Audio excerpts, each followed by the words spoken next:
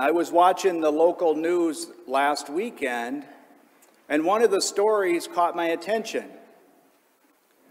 The Humane Society was doing a fundraiser, and some of you maybe saw this.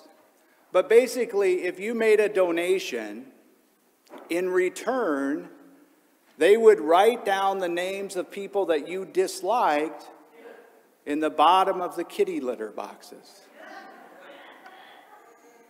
You might be thinking, well, that's kind of clever, or that's really gross, or maybe, I hope they're still doing that because I've got a long list.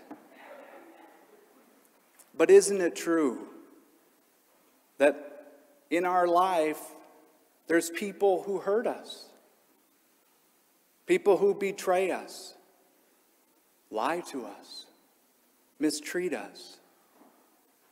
And isn't it true that we tend to hang on to those feelings of unforgiveness against those people?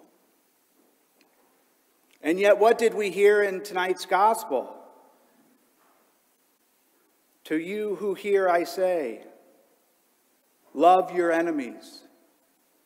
Do good to those who hate you. Bless those who curse you. Pray for those who mistreat you. Very, very challenging. C.S. Lewis put it this way. He said, forgiveness seems like a lovely idea until we're the ones who have to give forgiveness. I heard this deacon in Chicago share this story from when he was a little boy. It was in the late 1950s. He was 10, and he and his family moved to an all-white neighborhood. And they were black.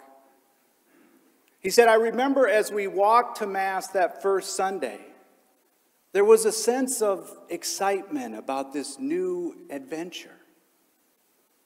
He said, but then when we got to the church, there were many people who didn't want us there, including the pastor.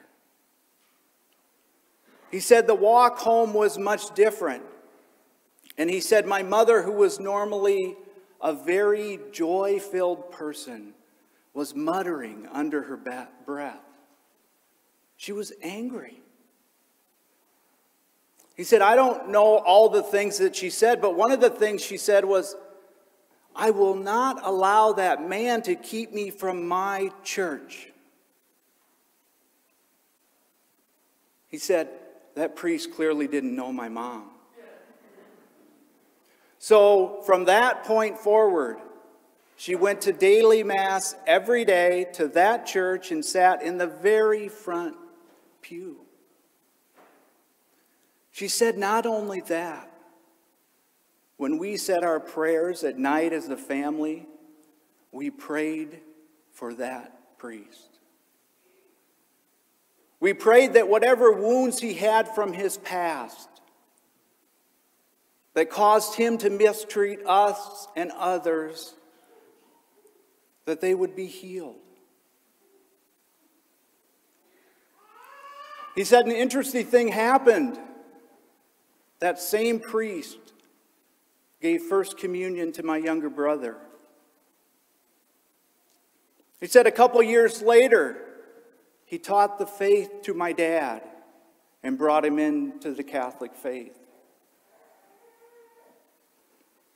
He said at my parents' 25th wedding anniversary, he came to our home and blessed us. This deacon said, in truth, we blessed him. A powerful example of living the gospel that we just heard. Challenging, not easy. And we might be tempted to say, you know what, I've seen that. I've seen people who've been able to forgive a great tragedy. But I just can't. You don't know how bad this person hurt me. I can't let go. To that I say, you're right, and I'm right. We can't do it on our own, but we can with God. And I propose that we pray to our merciful God to help us. And I propose we do it now. So pray with me. Merciful God, you know the pain and the hurt in our hearts. You know that we tend to cling to that pain. And on our own, we can't let go. But we know also of your loving grace. We ask for the grace to forgive others as you have forgiven us.